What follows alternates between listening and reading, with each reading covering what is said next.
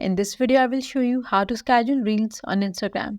For this, make sure that you have a professional account. And if you do not have a professional account, then what you have to do is open your Instagram and click on profile icon in the bottom right corner. And once you're on your profile page, click on the three lines in the top right corner. Now in the settings menu, scroll all the way down until you find account type and tools. Click on it.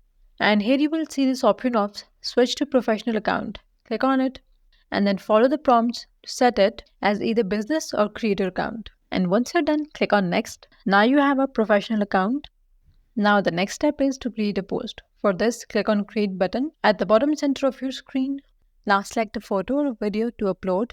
Then click on next.